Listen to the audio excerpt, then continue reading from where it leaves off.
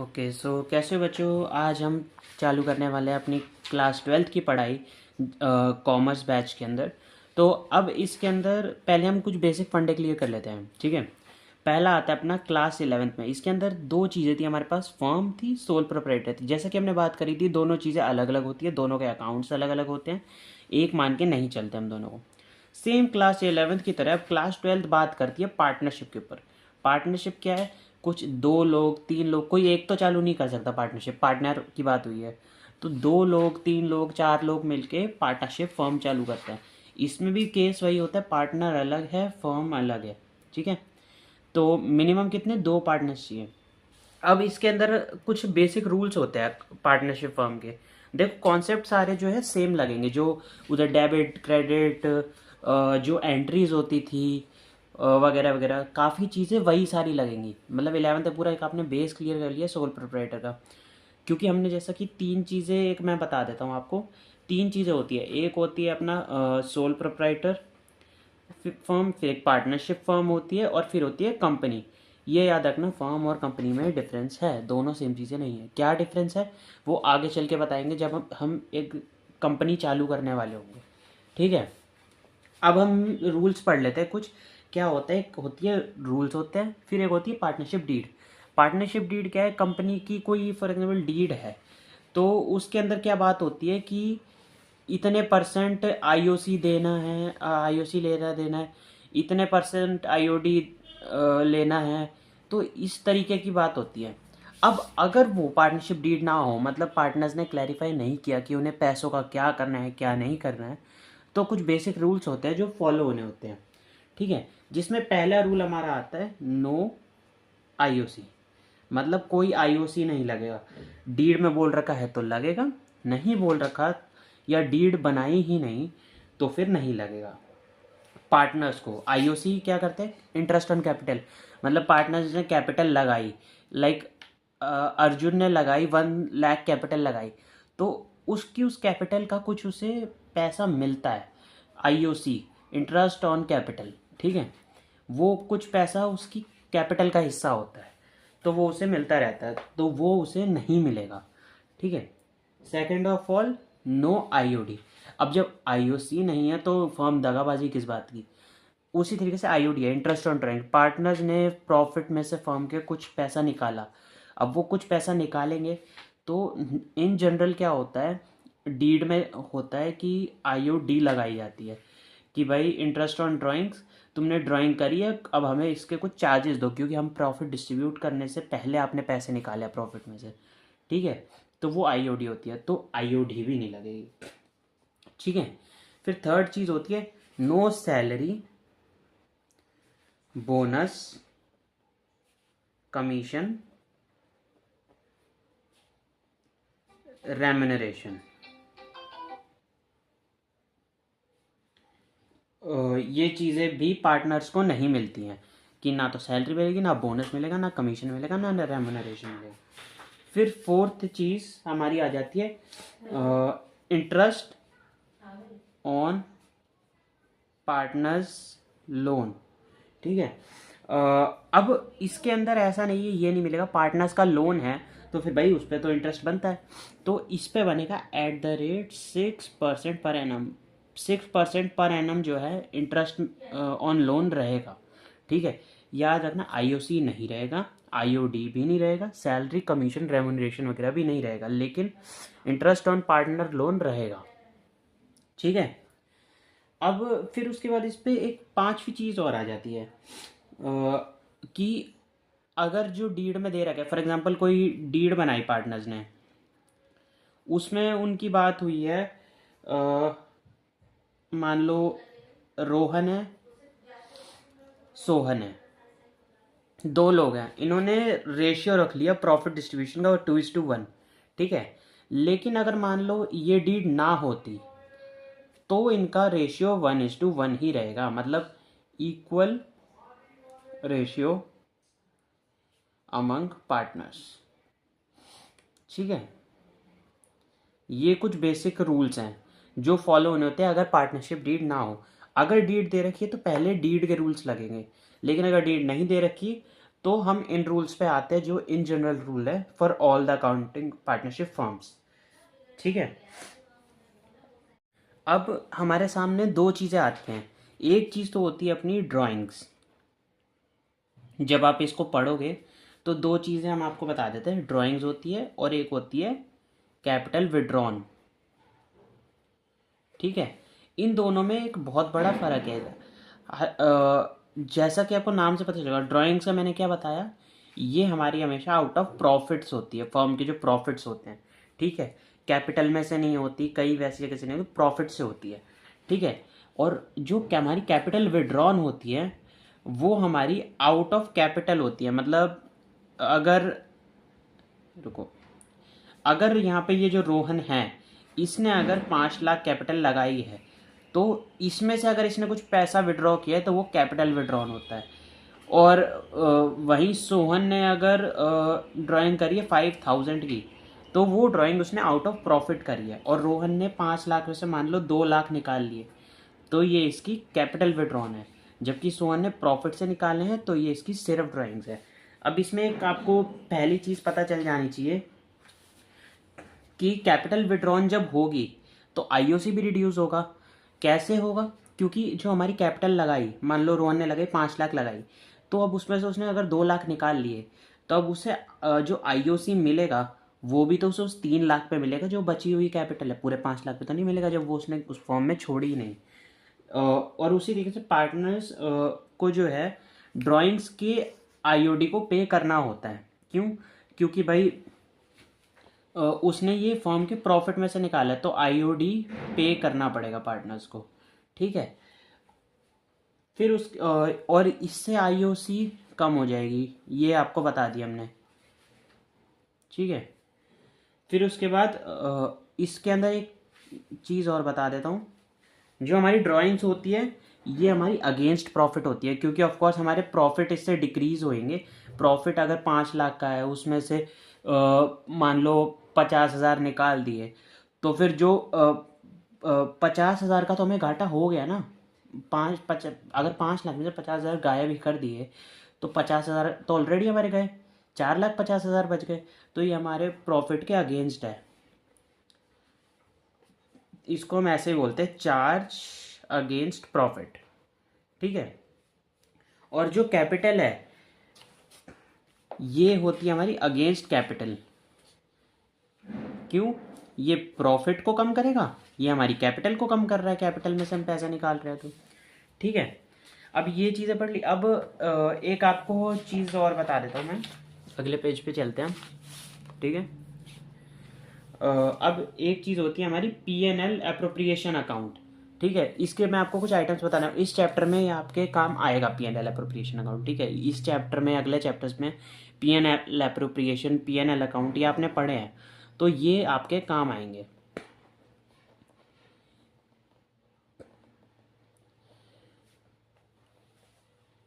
Format हम proper बनाएंगे ताकि आपको भी समझ आ जाए। तो फॉर्मेट में क्या होता है अपना, पर्टिकुलर अमाउंट, पर्टिकुलर अमाउंट। ठीक है, ये हमारा फॉर्मेट बन गया। ये लाइन हमेशा स्केल से खींचना, पहले ही बता देते हैं। ठीक है, अब पीएनएल एप्रोप्रिएशन क्या होता है? पीएनएल होता है सारी जो हमारी एक्सटर्नल चीज़ें होती थी उनको बाहर निकालने के लिए, प्रॉफिट्स में से काटने के लिए, उनको हम पीएनएल यूज़ करते थे। लेकिन पीएनएल एप्रोप्रिएशन क्या होती है? आईओसी, आईओडी, ये वाली चीज़ों को जो कि पार्टनर्स ने करी है, उन वाली चीज़ों को प्रॉफिट्स में से घटाने के लिए हम पीएनएल एप्रोप्रिएशन का यूज़ करते हैं। ठीक है, तो और पीएनएल एप्रोप्रिएशन से आखिर में निकलता क्या है? फाइनल प्रॉफिट जो इन सब के बाद निकला है, मतलब ये सारी एडजस्टमेंट्स करने के बाद जो प्रॉफिट निकला है। अब इसकी कुछ हम आइटम समझ लेते हैं। अब पहला आता है बाय पीएनएल अकाउंट, ये हमारा नेट प्रॉफिट होता है। जब आप पीएनएल अकाउंट बनाते थे उसके अंदर से लास्ट में एक नेट प्रॉफिट निकलता था, तो उसको हम पीएनएल अकाउंट के क्रेडिट साइड पे हम लिख देते हैं। ठीक है, तो इधर कोई भी अमाउंट आ जाएगा, ठीक है। फिर उसके बाद बाय आईओडी। अब आईओडी क्रेडिट साइड में क्यों आया? क्योंकि इंटरेस्ट ऑन ड्राइंग, हम पार्टनर ने कोई पैसा ड्रॉ किया आउट ऑफ प्रॉफिट, तो हम उसका पैसा पार्टनर से लेते हैं, ठीक है।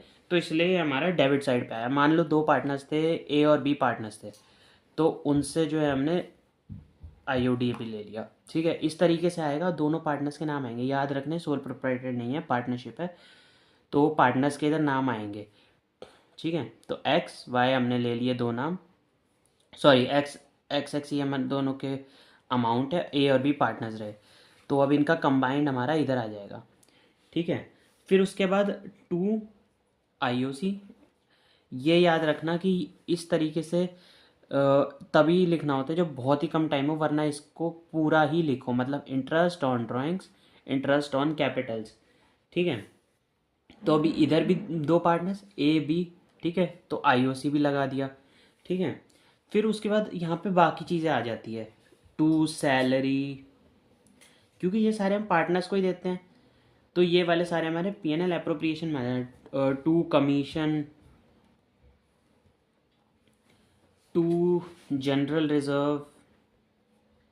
जनरल रिजर्व आपको मैं बताता हूँ, तो जनरल रिजर्व होता है एक पार्टनरशिप फर्म का एक टाइप से गुल्लक समझ लो, ठीक है।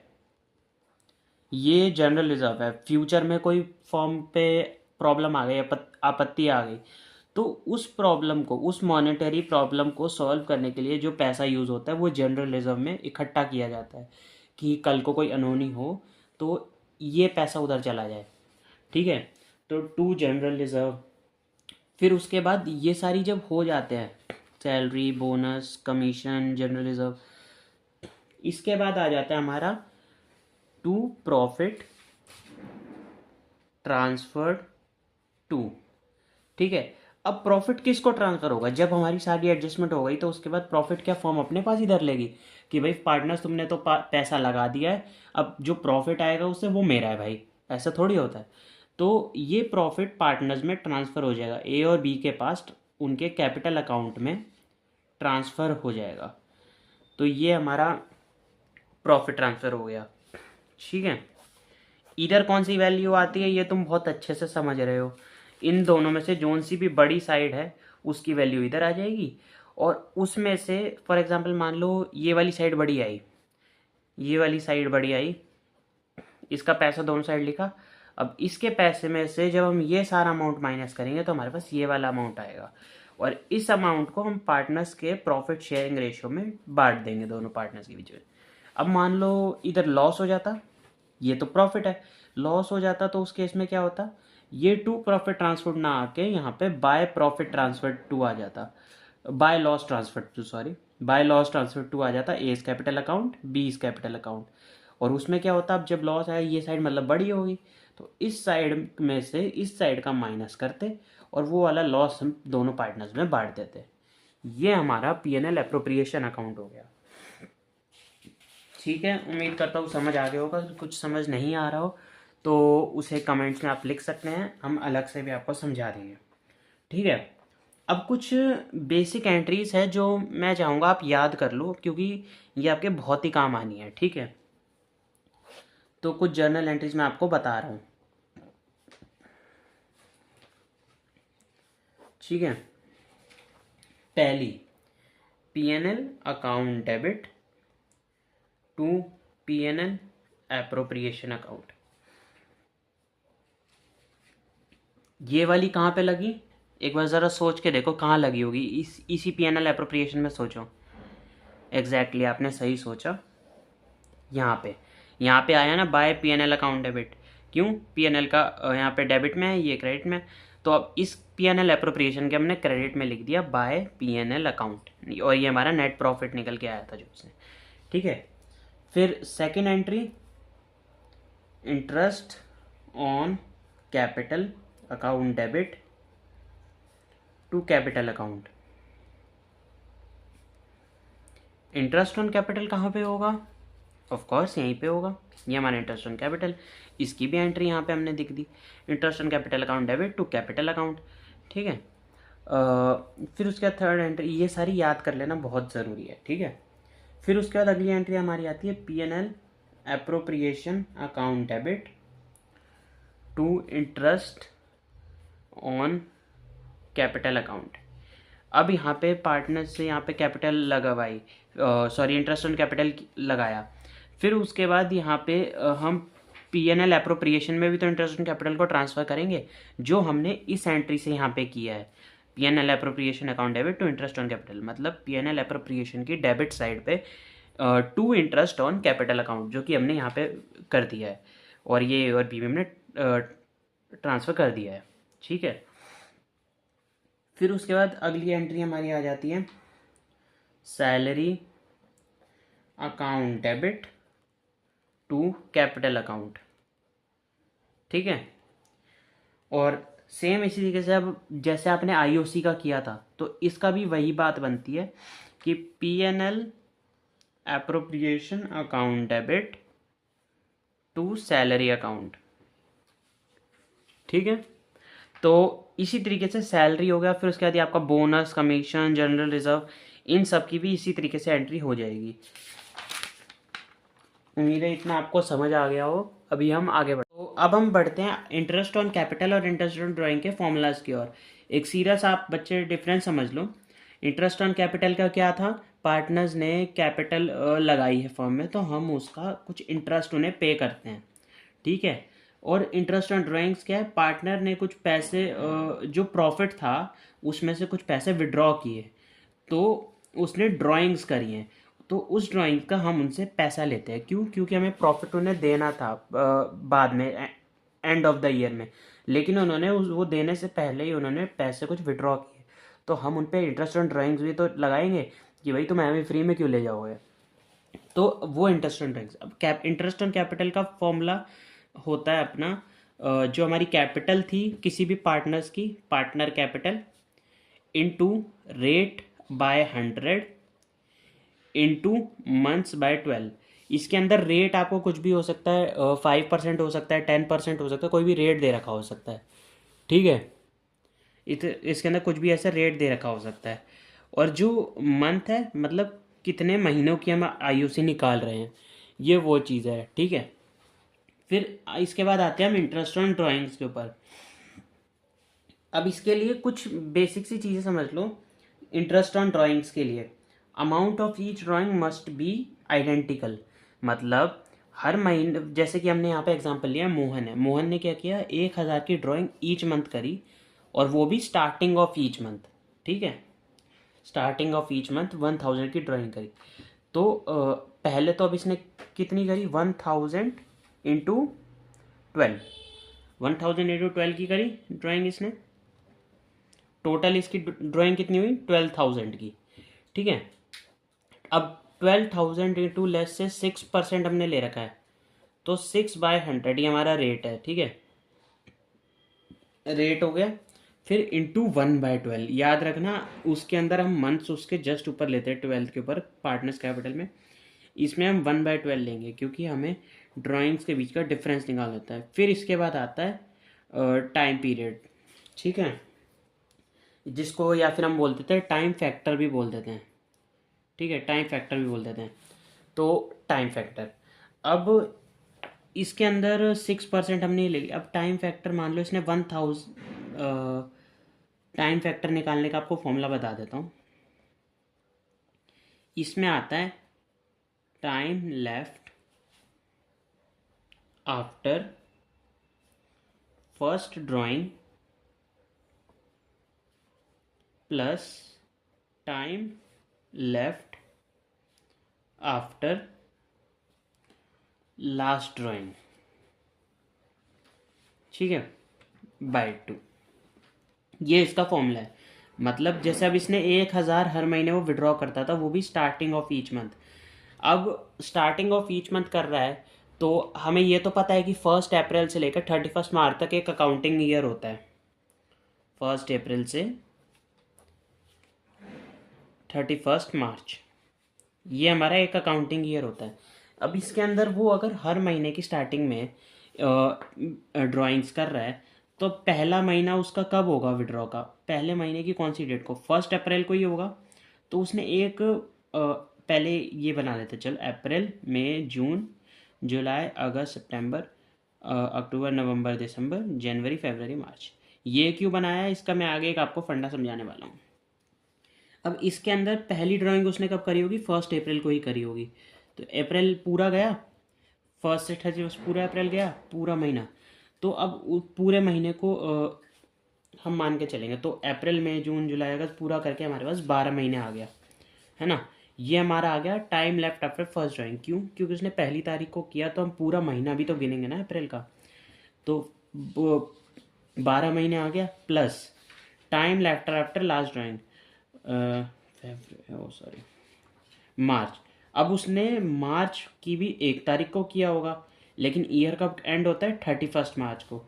तो फिर एक पूरा महीने का गैप आ गया। तो +1 time left after last drawing. Last drawing उसकी 1 मार्च को हुई, तो 1 मार्च से 31 मार्च के बीच में एक महीना पूरा अपना टाइम रह गया। तो 12+1/2, तो ये क्या आ गया हमारा 13/2। ये हमारा आ गया टाइम फैक्टर। अब इसी को हम यहाँ पे पुट कर दें, तो इंटरेस्ट ऑन ड्राइंग्स बराबर 12,000 इंटू 6/100 इंटू 1/12 इंटू 13/2। ठीक है, ये हमने इधर ऐसे पुट कर दिया, 6 2 12 2 2 4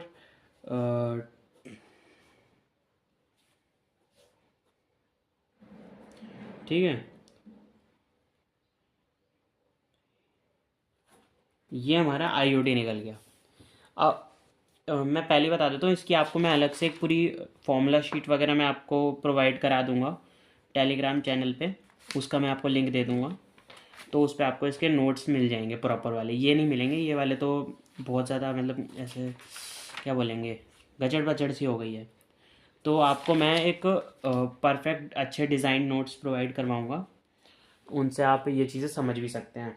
ठीक है, तो बच्चों अब यहाँ पे हमारा चैप्टर 1 का जो है पूरा डेटा कंप्लीट होता है, मतलब फॉर्मूलाज और अपने जो बेसिक चीज़ें हैं वो आपकी सारी कंप्लीट हो गई है।